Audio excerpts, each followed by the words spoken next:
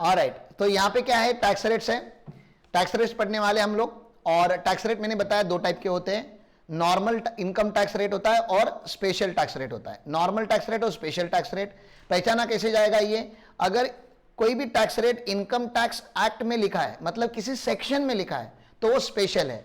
और अगर कोई सेक्शन स्पेसिफाई नहीं करते हम, जैसे मैंने आपको 2.5 लाख का इनकम बोला कि up to 2.5 lakh to 5 lakh 5%, आपने मुझको सेक्शन नहीं पूछा, इसका ये मतलब है वो जो रेट आता है वो फाइनेंस एक्ट से आता है। और फाइनेंस एक्ट से क्यों आता है सर, वो इनकम टैक्स एक्ट में क्यों नहीं रखते रेट? जैसे स्पेशल रेट इनकम टैक्स में रखे तो नॉर्मल वाले भी तो इनकम टैक्स में होने चाहिए थे, लेकिन ऐसा नहीं कर सकते क्योंकि हर साल इकोनॉमी का हालत अलग अलग होता है, और जैसे इकोनॉमी में हालात होते हैं उसके हिसाब से टैक्स रेट बदलने होते हैं।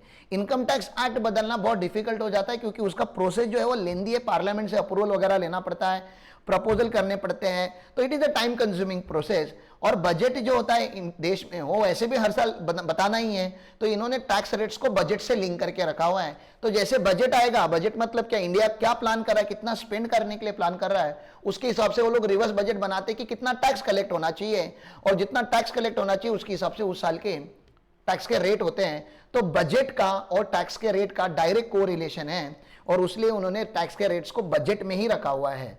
बजट कब आता है? बजट हमेशा फर्स्ट फेब पे आता है, ठीक है ना। तो अगला बजट कम से कम आप देख लेना, अगर आपने लास्ट बजट नहीं देखा होगा तो।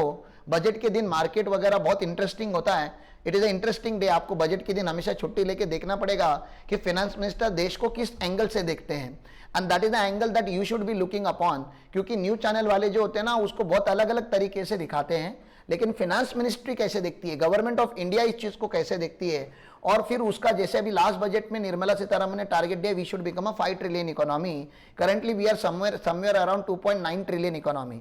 तो हमें इकोनॉमी को डबल करना है, हमें करना है, गवर्नमेंट को नहीं करना है, हमें मतलब आपको और मुझको करना है। क्योंकि इकोनॉमी डबल तभी होगी जब आप जैसे लोग बिजनेस में आएंगे और बिजनेसेस करना चालू करेंगे, एम्प्लॉयमेंट जनरेशन करेंगे। तो इकोनॉमी ऑटोमेटिकली डबल नहीं होती, वो सिटीजन्स को करनी पड़ती है। तो जो उन्होंने टारगेट रखा है वो सिटीजन्स को अपना टारगेट समझ के लेना पड़ेगा, and you should do what ever your contribution that you can do, और आपको फिर इस इकोनॉमी को डबल करना पड़ेगा। तो पहले अगर आपका टर्नओवर 10 लाख का था, मतलब पहले आप 10 लाख तक का बिजनेस करते थे, अगर आपने अपने लेवल पे टर्नओवर डबल कर दिया, 20 लाख का कर दिया, तो आप समझ लो कि आपने अपना टर्नओवर डबल किया, तो ये 2.9 ट्रिलियन, कभी तो 5 ट्रिलियन क्रॉस हो सकता है। ऐसा हर बिजनेस को करना चाहिए। जो 100 करोड़ का बिजनेस कर रहा है उसको 200 करोड़ का बिजनेस करना चाहिए।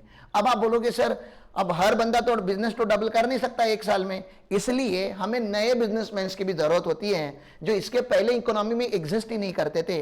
अगर वो लोग भी इंडस्ट्री में आ गए और उन्होंने भी बिजनेस करना चालू किया तो इकोनॉमी में नया जीडीपी कंट्रीब्यूट होगा। नॉट ओनली दैट, हम बोलते हैं कि जो फॉरेन की कंपनी है जैसे एप्पल है, सैमसंग है, टेस्ला है, हम उनको भी बोलते हैं कि आप इंडिया में मैन्युफैक्चरिंग प्लांट लगाओ, ताकि हमारे यहाँ पे खाली वो चीजें ना प्रोड्यूस हो जो इंडियन कंज्यूम करते हैं, हमारे यहाँ पे वो भी चीजें प्रोड्यूस हो जो फॉरेन में कंज्यूम होती है लेकिन इंडिया में प्रोड्यूस होती है। तो this is how the economy will grow. और इकोनॉमी को ग्रो करने के लिए फिर आप लोगों का कॉन्ट्रीब्यूशन तो लगेगा, क्योंकि बीइंग अ प्रोफेशनल आप ही लोग वो हो जो बताते हो लोगों की टैक्स की चोरी कैसे करनी है, कैसे इनकम कम दिखाना है। तो that particular blame is on us. हम अगर लोगों को बताना चालू कर देंगे कि मत करो, बहुत हो गया ये ब्लैक व्हाइट का खेल, ये मत करो, अभी आप व्हाइट टू व्हाइट रखो, आपका बुक्स ऑफ अकाउंट जितना क्लीन हो सके उतना क्लीन रखो, क्योंकि इकोनॉमी को डबल करने का टारगेट हम सब लोगों के सर के ऊपर है। बोलने के लिए अच्छा लगता है, लेकिन जब टैक्स भरने की बात आती है तो क्लाइंट फिर वही बोलता है कि सर आप इकोनॉमी रख लीजिए, आप अपना देश रख लीजिए, मुझे तो टैक्स नहीं भरना है। तुमको कुछ लेना ही है तो अंबानी से ले लो, जैसे अंबानी मेरा क्लाइंट है, ठीक है। चलो, तो इंडिविजुअल के जो टैक्स के रेट्स होते हैं उसको हम स्लैब रेट बोलते हैं, और स्लैब अलग अलग टाइप के होते हैं, मैं आपको आगे दिखाने वाला हूं, वो वर्किंग नोट में हम पढ़ेंगे, नोट्स में पढ़ेंगे कि इंडिविजुअल को क्या क्या टैक्स रेट होते हैं। इंडिविजुअल छोड़ के जो बाकी लोग होते हैं उनकी हम बात कर लेते हैं। जैसे हमारे यहाँ पे होता है HUF, AOP, BOI और AJP, मतलब क्या, Hindu undivided family, body of individual, association of person और आर्टिफिशियल जुरिडिकल पर्सन, मतलब छोटे छोटे लोग, ट्रस्ट वगैरह ऐसे जो लोग होते हैं उनको लगता है बेसिक टैक्स रेट। उनको क्या लगता है? बेसिक टैक्स रेट लगता है। Basic tax rate, basic slab rate का मतलब क्या होता है? वो जो आपने रट के रखा है अभी 2.5 तक 5%, 2.5 लाख टू 5 लाख तक, ठीक है ना, 20%, एंड अबाव, सॉरी मैंने कुछ गलत लिखा क्या? 2.5 लाख तक 0, 2.5 लाख टू 5 लाख तक 5%, 5 लाख टू 10 लाख तक 20% एंड अबाउट 10 लाख अगर होगा तो 30%। इस स्लैब को हम क्या बोलते हैं? Base slab. ठीक है, तो ये बेस स्लैब के हिसाब से चलता है इन लोगों के लिए। बाकी ये जो इंडिविजुअल्स होते हैं उनके लिए अलग अलग स्लैब है, क्योंकि उसमें सीनियर सिटीजन और सुपर सीनियर सिटीजन करके कुछ आता है, तो इसलिए उनको हम बेसिक स्लैब नहीं बोलते। जो पहला स्लैब है, जो ओरिजिनल स्लैब है, उसको बेस स्लैब बोला जाता है। अगर आपकी पार्टनरशिप फर्म या एलएलपी है तो आप लोगों को कोई बेस स्लैब नहीं मिलता। ठीक है ना। बेसिक स्लैब देने के पीछे का लॉजिक समझो कि जो बेसिक नेसेसिटीज होती है उसको सेटिस्फाई करने के लिए बेसिक स्लैब दिया जाता है। मैंने क्या बोला? बेसिक नेसेसिटीज को सेटिस्फाई करने के लिए बेसिक स्लैब दिया जाता है। अगर कोई 2.5 लाख तक कमाता है तो आपको नहीं लग रहा उसके खुद के नीड्स इतने होंगे कि उसके पास पैसा ही नहीं बचा रहेगा टैक्स भरने के लिए। उसको खाना खाना है, कपड़े लेने हैं, स्कूल्स का फीस भरना है, हेल्थ केयर का टेक केयर करना है, घर होगा तो उसका रेंट देना है, खुद का होगा तो उसका ईएमआई भरना है। तो अपनी जो बेसिक नेसेसिटीज होती है जिसमें क्या क्या आता है? Food, shelter, cloth, education, health care, wifi, बहुत सारी चीजें आती है आज के टाइम में बेसिक एग्जाम्शन में। तो बेसिक नेसेसिटी में आप गवर्नमेंट बोलता है अगर आप इतना इतना कमा रहे हो ना तो आप अपने हिसाब से क्या कर लो, अपनी बेसिक नेसेसिटीज को मैनेज कर लो। क्योंकि अगर हम 1 रुपए से अगर टैक्स लेना चालू करेंगे तो आपकी गवर्नमेंट की रिस्पॉन्सिबिलिटी बनती है फिर आपको बेसिक नेसेसिटीज प्रोवाइड करके देना। गवर्नमेंट बोलती है हम आपसे 2.5 लाख तक टैक्स ही नहीं लेते, एक काम कर लो, आप अपने हिसाब से अपनी नेसेसिटीज को मैनेज कर लो, क्योंकि हम आपसे टैक्स लेंगे, आपको फैसिलिटी हम क्रिएट करके देंगे। उससे अच्छा आप अपने हिसाब से, खुद के हिसाब से कौन से कपड़े पहनने आप खुद डिसाइड कर लो और खुद ही परचेस कर लेना। गवर्नमेंट आपको कपड़े क्यों देगी? अगर गवर्नमेंट कपड़े देगी तो फिर वो उल्टा हो जाएगा कि ये मेरे साइज का नहीं है, मेरे फेवरेट कलर नहीं है। तो गवर्नमेंट ने बोला तेरा फेवरेट कलर, तेरा साइज तू ले ले, तेरे से टैक्स हम नहीं लेंगे। कहां तक? 2.5 लाख तक। हॉस्पिटलाइज होते हो आप डिसाइड करो कौन से हॉस्पिटल में आपको जाना है। ठीक है ना। आपको बच्चों को स्कूल में भेजना, आप डिसाइड करो आपके बच्चे स्कूल में जाने चाहिए। आपसे हम 2.5 लाख तक टैक्स ही नहीं लेंगे। लेकिन ये अप्लाई नहीं होता ना फर्म एलएलपी को। फर्म के तो बच्चे होते नहीं है, फर्म तो कपड़े पहनती है नहीं, फर्म को तो भूख लगती है नहीं, फर्म को तो फीवर आता नहीं है। तो फर्म को हमने क्या बोला? आप फर्म बेसिस पे अगर देखो, फर्म बेसिस पे कोई भी बिजनेस चालू करता है या एलएलपी पे बिजनेस चालू करता है तो बिजनेस छोटा बिजनेस है कि बड़ा बिजनेस है? पहले वो बताओ। बड़ा ही होगा ना। इंडिविजुअल से तो बड़ा ही है ना, प्रोप्राइटर से तो बड़ा ही होगा। 3-4 लोग साथ में आके कर रहे, 20 लोग साथ में आके कर रहे, अपने पास क्लाइंट है 100 पार्टनर की एलएलपी है हमारी। ठीक है ना। तो उसमें जितना बड़ा करने जाओगे बड़ा होगा, तो बड़ा बिजनेस तो बड़ा इनकम तो बड़ा tax, progressive nature of taxation. तो गवर्नमेंट क्या बोलता है? फर्म एलएलपी को ये स्लैब वगैरह का कोई जरूरत नहीं है, फ्लैट 30%। तो 1 लाख इनकम होगा तो 30,000 का टैक्स, 10 लाख का इनकम होगा तो 3 लाख का टैक्स, 1 करोड़ का इनकम होगा तो 30 लाख का टैक्स, 100 करोड़ का इनकम होगा तो 30 करोड़ का टैक्स। मतलब कितना भी इनकम होने दो आपका, मल्टीप्लाई बाय क्या कर लो आप? 30% कर लो, वो आपका हो गया टैक्स का रेट, 30% फ्लैट। ये बात क्लियर है? ओके। कंपनी जो होती है उसमें अलग अलग बातें होती है, तो कंपनी की मैं बातें थोड़ा यहां पे नोट्स में बता देता हूं आपको। Company is a very interesting person, लेकिन कंपनी आपके सिलेबस में नहीं है। कंपनी आपके सिलेबस में नहीं है, लेकिन एमसीक्यू में आ सकता है। मतलब कंप्यूटेशन नहीं आएगा पूरा आपको कंपनी का, लेकिन टैक्स रेट क्या है वो कुछ पूछा जा सकता है। और इंटरव्यूज में तो पूछा ही जाता है, क्योंकि आप अभी आर्टिकलशिप में जाओगे तो आपको इंटरव्यूज में कोई भी पूछेगा कि what are the rate of tax applicable to the company, और अगर आप उसका आंसर नहीं दे पाओगे तो आपको जॉब पे क्यों रखेंगे। और आप वहां पे ये नहीं बोल सकते कि सर वो कंपनी जो है ना हमारे सिलेबस में नहीं है, क्योंकि वो तो एक्चुअल सीए फर्म होगी जहां पे क्या सिलेबस में और क्या सिलेबस में नहीं है उससे लेना देना नहीं होता, जो इंडस्ट्री में होता है उससे लेना देना होता है।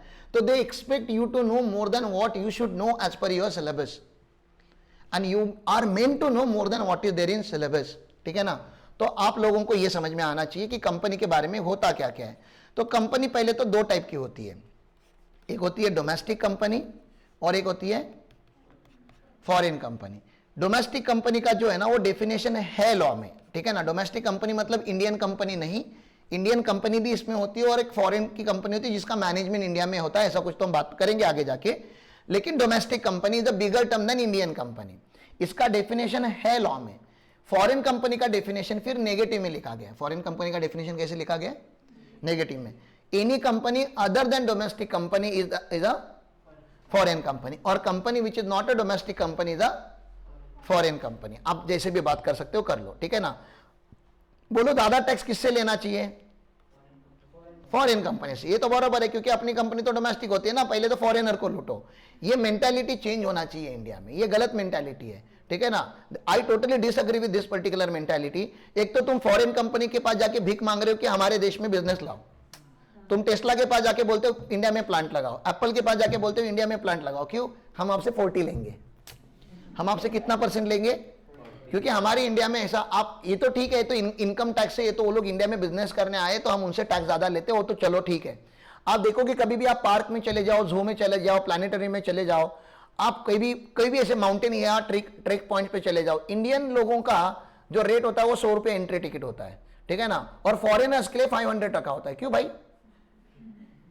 मतलब ऐसा इंडियन ने क्या किया कि उसको आप 100 रुपए में एंट्री दे रहे हो, और ऐसा गलत फॉरेनर ने क्या किया जिससे आप 500 रुपया ले रहे हो।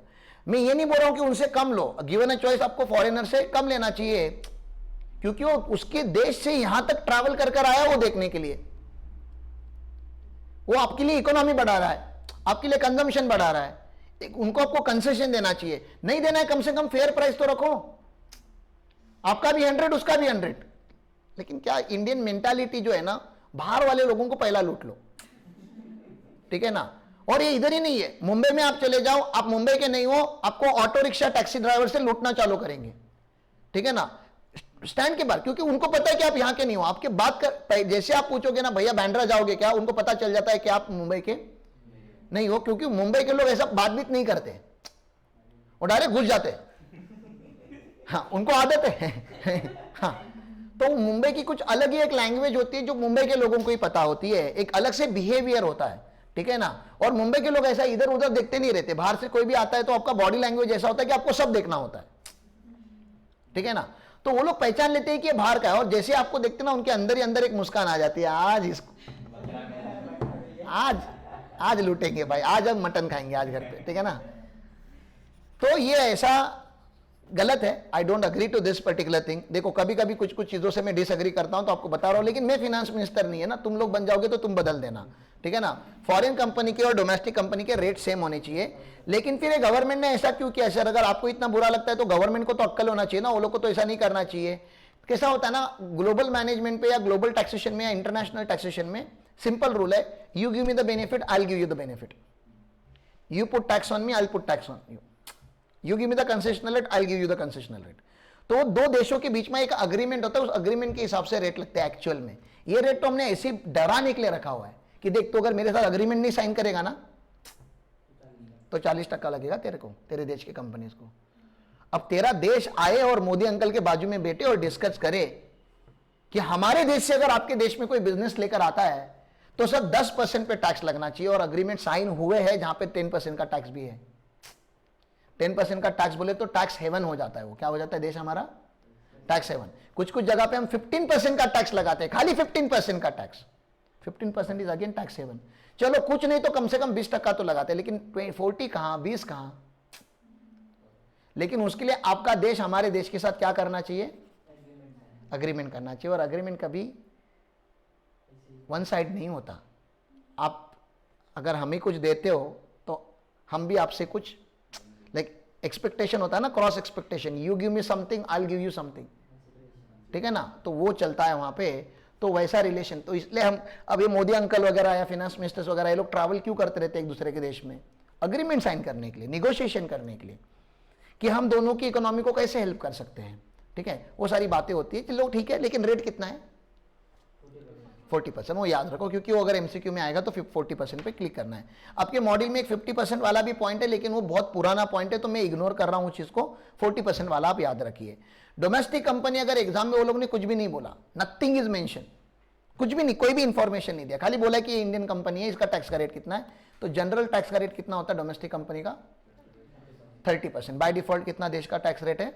कुछ भी नहीं बोला तो 30%। एक स्पेसिफिक कंडीशन है, ठीक है ना, एक स्पेसिफिक कंडीशन है, जो कंडीशन अगर आप कंप्लाई करोगे तो आपका टैक्स का रेट कम करने के लिए गवर्नमेंट रेडी है। और आपको पता होगा तो बीजेपी गवर्नमेंट जो होती है, आपको बीजेपी गवर्नमेंट को हमेशा लोगों ने क्रिटिसाइज किया हुआ है being a government of corporate sector. हम हमेशा बोलते हैं कि ये लोग कॉर्पोरेट सेक्टर को ज्यादा बेनिफिट देते हैं, ऐसा आपने सुना होगा, अदानी अंबानी इसको ज्यादा बेनिफिट देते हैं। अदानी अंबानी इसका तो नाम ही खराब है, बाकी किसी भी कॉर्पोरेट को ये लोग ज्यादा बेनिफिट देने के लिए रेडी, क्योंकि इनका जो फंडिंग होता है 2014 में इलेक्शन का, या किसी भी इलेक्शन का जो फंडिंग होता है, आप देते हो क्या बीजेपी गवर्नमेंट को पैसा फाइट करने के लिए? पैसा कौन देता है? कॉर्पोरेट देती है। तो आपको नहीं लगता कॉर्पोरेट्स के लिए वो लोग बेनिफिशियल प्रोविजन लाएंगे?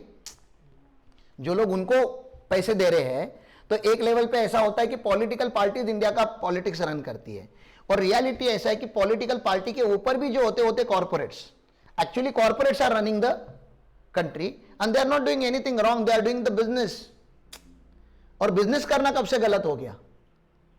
और बिजनेस किसने बोला कि तुम जिस तरीके से बोलोगे उसी तरीके से वो लोग बिजनेस करेंगे? उनका बिजनेस है, they will do it in their own way, you do the business in your own way if you wish to do it. आपको किसी ने रोका नहीं है, तो आप उनको क्यों रोक सकते हो? तुम और अदानी के ऊपर कमेंट करते हो, फोर्थ लार्जेस्ट और fourth richest person in the world now. तुम इधर घर पे बैठ के टूटी हुई खाट के ऊपर फटे हुए पिलो को लेके तुम बोलते हो अदानी क्या कर रहा है? मतलब तुम किसको जज कर रहे हो पहले वो तो देख लो, ठीक है ना? तो उनके हाथ में पावर है पॉलिटिक्स को कंट्रोल करने का। जब उनके हाथ में पावर है तो वो लोग करेंगे, और मुझे उसमें कुछ गलत नहीं लग रहा है। अगर मैं कॉर्पोरेट होता तो शायद मैं भी वही करता जो वो लोग कर रहे हैं। मैं इन्फ्लुएंशियल पॉलिसी बनाने बोलता जो मेरे लिए बेनिफिशियल होंगी, मेरी बिजनेस के लिए बेनिफिशियल होंगी। तो जब बीजेपी गवर्नमेंट आई पावर में, तो उन्होंने पहला प्रॉमिस किया था डोमेस्टिक कंपनीज को कि हम आपका टैक्स का रेट कम करेंगे, हम आपका टैक्स का रेट कम करेंगे। तो उन्होंने 25% किया टैक्स का रेट। और तुमको लगता है कि ये बिकी हुई गवर्नमेंट है, तो ये उतनी भी बिकी हुई गवर्नमेंट नहीं है। उन्होंने 25% किया, लेकिन अदानी अंबानी का नहीं किया। अदानी अंबानी या JSW या इन्फोसिस वगैरह जो कंपनीज है बड़ी बड़ी, उनको अभी भी 30% में ही रखा गया है। उन्होंने बोला उस कंपनी का टैक्स का रेट कम होगा जिसका टर्नओवर 2 साल पहले, तो अभी हम लोग कौन से साल की बात करें? 23 की बात करें, फाइनेंशियल ईयर प्रीवियस ईयर 23 की बात करें, तो 2 साल पहले बोले तो 21, 22 ये लास्ट ईयर हो गया, बोलो उसके पहले का 21 ये उसके पहले वाला साल हो गया। तो इस साल का जो उन्होंने टैक्स का रेट, इधर का जो टर्नओवर है वो लेस देन 400 करोड़ अगर होगा, लेस देन इक्वल टू क्या 400 करोड़ होगा। मतलब 2 साल पहले का अगर आपका टर्नओवर अगर 400 करोड़ के नीचे अगर होगा, तो आपको करंट ईयर में 25% का टैक्स का रेट एंजॉय करने का बेनिफिट मिलेगा। अब मुझे पता है कि जितनी भी हमारी बिग कॉर्पोरेट्स हैं, उनका टर्नओवर 400 करोड़ के नीचे नहीं होता, उनका टर्नओवर 40,000 करोड़, 30,000 करोड़, 20,000 करोड़ ऐसा है। तो सर कितने परसेंट कंपनीज को आपके हिसाब से बेनिफिट मिला? ऑलमोस्ट कंपनीज, मतलब 99.3% कंपनी जो होती है इंडिया में, जो हमारे MCA के डेटाबेस में है, 99.3%, आप समझ रहे हो, 99.3% कंपनी जो होंगी वो 25% के स्लैब में फॉल होंगी, क्योंकि 99.3% कंपनीज का मोटा मोटी टर्नओवर लेस देन 400 करोड़ था 2 साल पहले। तो बच गई जो 0.7 है ना, वो बहुत बड़ी कंपनीज हैं, और उनका टैक्स का रेट अगर हम 1% से भी कम कर देते हैं ना, पूरे इंडिया का बजट हिल जाता है। तो उन्होंने बड़े कॉर्पोरेट्स का टैक्स का रेट कम नहीं किया है। हाँ, लेकिन जो स्मॉल कॉर्पोरेट है, हमारी जैसी कंपनी एलिट गुरुकुल लिमिटेड, अपना टैक्स का रेट कितना है? 25%। क्यों? क्योंकि अपना टर्नओवर 2 साल पहले कितना था? लेस देन 400 करोड़, ठीक है ना? तो ऐसी बातें हैं, ठीक है। या अपने पास जितने भी क्लाइंट है, जितने भी अपने लिमिटेड क्लाइंट है, किसी का भी टर्नओवर 400 करोड़ क्रॉस नहीं हुआ है, तो सारे क्लाइंट्स का भी अपना टैक्स का रेट कितना होगा? फाइलिंग करने के टाइम पे आप क्या सिलेक्ट करोगे? 25% सिलेक्ट करोगे। तो ये 2021 का टर्नओवर आपको देखना है। कुछ बच्चे पूछते सर 2021 का क्या लॉजिक है, इसका लॉजिक बताओ। एकदम सिंपल सा लॉजिक है बेटा। क्या लॉजिक मतलब? मुझे बता, तुझे टैक्स रेट कब पता चलना चाहिए? ईयर के स्टार्ट में कि ईयर के एंड में? तुझे इस साल में कितना टैक्स लगना है ये कब पता होना चाहिए? स्टार्टिंग में ही ना, एंड में कैसे? स्टार्टिंग में पता होना चाहिए, क्योंकि पूरे साल भर तुझको एडवांस टैक्स भरते रहना है, ठीक है ना? तेरे को बजट प्लान करना है। गवर्नमेंट ऐसा सडनली उठ के नहीं बोल सकता सरप्राइज इस साल आपका टैक्स का रेट 45%। हमें प्लान करने के लिए हमको स्टार्ट के डे 1 पे ही पता चलना चाहिए कि मेरा इस साल का टैक्स का रेट क्या होगा। वो ट्रांसपेरेंसी होनी चाहिए। ये एक अलग प्रिंसिपल है, टैक्सेशन का एक प्रिंसिपल है ट्रांसपेरेंसी। ट्रांसपेरेंसी मतलब लोगों को सडनली जाके शॉक मत दो। उनको पहले से बताओ कि आपके ऊपर इस साल टैक्स कितना लगना चाहिए, ताकि वो अपना कैश फ्लो उस तरीके से मैनेज करके रखे। तो मुझे बताओ, स्टार्ट के डे 1 पे क्या तुझको इस साल का टर्नओवर पता होगा? इस साल तो अभी चालू भी नहीं हुआ, तो इस साल का टर्नओवर तो देखना ही नहीं है फिर, क्योंकि अभी तक टर्नओवर है ही नहीं तुम्हारे पास। अब बोलो तो फिर लास्ट ईयर का देखो। लास्ट ईयर का मतलब कौन सा ईयर? 21-22। मतलब ये कौन सा डेट है? 1 अप्रैल 2022 है ना। अब तुम यहां पे मेरे आर्टिकल बैठे हो नालायक, मुझको बताओ तुमने कौन सा बैलेंस शीट क्लोज किया है 21-22 का? किसी भी कंपनी का बैलेंस शीट क्लोज हुआ है क्या अभी तक? 4 महीने हो गए ना ईयर स्टार्ट होके। इस साल का अप्रैल चला गया, मई चला गया, जून चला गया, जुलाई चला गया। अब तक आप लोगों ने लास्ट ईयर का एक भी कंपनी का बैलेंस शीट क्लोज किया है क्या? बोलो ना, आपने बैलेंस शीट क्लोज नहीं किया, मतलब आपको अभी तक यह भी नहीं पता कि 21-22 में एग्जैक्टली कंपनीज का टर्नओवर कितना था, यह भी नहीं पता आपको, जबकि वो ईयर क्लोज हो चुका है। लेकिन क्लोज एक्चुअल में क्लोज हुआ है, उसका अभी तक ऑडिट क्लोज नहीं हुआ है। ऑडिट अभी चालू होगा, बुक्स ऑफ अकाउंट क्लोज नहीं हुए हैं, कुछ एंट्रीज होती हो, एडजस्टमेंट एंट्रीज पास नहीं हुई है, वो सब करके हम फाइनलाइज करेंगे। मतलब 1 अप्रैल 2022 को आपको ना आने वाली ईयर का टर्नओवर पता है ना इमीडिएट पिछले साल का टर्नओवर आपको पता है। जब पता ही नहीं है तो आप डिसीजन कैसे लोगे? लेकिन इतना तो पक्का पता है 21-22 पे एक बैलेंस शीट तो 100% कंप्लीट हुआ रहेगा, और वो कौन सा बैलेंस शीट है? 2021 का ये वाला बैलेंस शीट तो पक्का क्लोज हुआ रहेगा, तो उसका टर्नओवर आपको पिकअप करना है। ये हो गया एक लॉजिकल पॉइंट। दूसरा इसका पॉइंट ऐसा होता है कि आपने उस साल इस साल का टैक्स का चोरी करने के लिए जब ये बेनिफिट लाया गया था, तो आपके कंपनी का टर्नओवर 405 करोड़ है, पकड़ लो। करंट ईयर का टर्नओवर कितना है? 405 करोड़ है। लोग खुद को लेस देन 405 करोड़ करने के लिए 399 करोड़ का टर्नओवर करके दिखाते थे। तो करंट ईयर के टर्नओवर से अगर लिंक करते तो मैनिपुलेशन पॉसिबल था। लास्ट ईयर के टर्नओवर से लिंक करते तभी भी मैनिपुलेशन पॉसिबल था, क्योंकि लास्ट ईयर का बैलेंस शीट अभी तक क्लोज नहीं हुआ है। गवर्नमेंट को एक तो पता था कि एक बैलेंस शीट को भी ये लोग कुछ नहीं कर सकते, क्योंकि वो सबमिट हो चुका है ऑलरेडी, और वो 2 साल पहले का है, ठीक है ना। तो गवर्नमेंट के एंगल से भी वो लोग थोड़े प्रोटेक्टेड हो गए कि लोग टर्नओवर के साथ अभी प्ले नहीं करेंगे just to change the tax का रेट, क्योंकि हमने 2 साल पहले की टर्नओवर को उसको लिंक करके रखा हुआ है। Am I clear? ठीक है। तो ये ऐसे चलता है कि सर 2 साल पहले का टर्नओवर क्या था, तो 2 साल पहले का टर्नओवर अगर 400 करोड़ के नीचे होगा तो 25%, अगर ये इंफॉर्मेशन होगा तो ही आपको ये रेट सिलेक्ट करना है एग्जाम में। अगर ये इंफॉर्मेशन ही नहीं होगा तो आपको ये रेट भी एग्जाम में सिलेक्ट नहीं करना है। तो जनरल रेट कितना सिलेक्ट करोगे? 30%, और फॉरेन कंपनी अगर होगी तो 40%। कोऑपरेटिव सोसाइटी के रेट जो थोड़े ना कुछ ज्यादा ही फनी रेट है, ठीक है ना। Up to 10,000 10%। कोऑपरेटिव सोसाइटी तो समझते हो, तुम तो गांव खेड़े के लोग हो, ठीक है ना। Cooperative society up to 10,000 10%, 10,000 to 20,000 20%, about 20,000 30%। ये इसका टैक्स का रेट हो गया। तो मैं आपको पूछता हूं, अगर किसी कोऑपरेटिव सोसाइटी का 8,000 का इनकम अगर होगा तो टैक्स कितना आएगा? 0 की 10%? 10% आएगा ना। अप टू 10,000 मैंने नील तोड़ी ना क्या बोला? मैंने बोला अप टू 10,000 10%, तो 8,000 का 10% बोले तो सर 800 का इसका टैक्स आ जाएगा। इसको नील रेट है ही नहीं। कोऑपरेटिव सोसाइटी को क्या नहीं है? नील रेट नहीं है। आप बोलोगे सर ये कोऑपरेटिव सोसाइटी ने ऐसा क्या पाप किया है कि इनको अपनी नील रेट नहीं रखा है, और स्लैब भी तो देखो 10-20 हजार रखा हुआ है। 10-20 हजार क्या होता है? 20,000 वो लोग मजाक मजाक में एक दिन में कमाते रहेंगे। कोऑपरेटिव सोसाइटी आपने ये क्यों रखा है? क्यों आपको उनको 30% पे टैक्स करना था? हाँ, हमको 30% पे टैक्स करना था। लेकिन सर क्योंकि कोऑपरेटिव सोसाइटी आपको पता है मैक्सिमम टाइम रूरल एरियाज में होती है, फार्मर से कनेक्टेड होती है, तो एक सेक्शन है 80P करके, एडवांस लेवल का टैक्स आप जब पढ़ोगे तो आपको ये पढ़ना पड़ेगा, अभी आपके सिलेबस में नहीं है। 80P क्या करता है? इस कोऑपरेटिव सोसाइटीज का मैक्सिमम इनकम टैक्स फ्री करा देता है। क्या कर देता है? टैक्स फ्री करा देता है। मतलब कोऑपरेटिव सोसाइटी होने के बाद आपको एक्चुअली टैक्स नहीं भरना होता।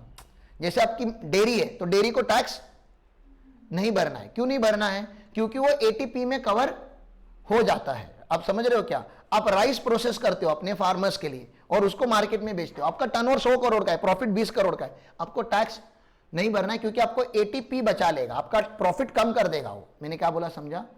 और 80P के बाद भी अगर कुछ बचता है, 80P बना देने के बाद भी अगर कुछ रह जाता है प्रॉफिट, अब वो तो टैक्सेबल होना चाहिए ना फिर, और वो इस रेट पे टैक्स होता है। ओके, एटीपी का बेनिफिट कंपनीज को नहीं है, एटीपी का बेनिफिट फर्म्स को नहीं है, एटीपी का बेनिफिट इंडिविजुअल्स को नहीं है, एटीपी का बेनिफिट खाली किसको मिलता है? कोऑपरेटिव्स को, क्योंकि कोऑपरेटिव जो होती है वो कॉर्पोरेट वाले लोग कोऑपरेटिव नहीं बनाते, कोऑपरेटिव बनाने वाले लोग गरीब फार्मर होते हैं, किसान लोग होते हैं, इसलिए कोऑपरेटिव्स को बेनिफिट दिया गया है। Am I clear this much? पक्का? ठीक है ना? तो इसके अगले लेक्चर में हमको स्पेशल रेट्स के ऊपर कुछ बातें करनी है।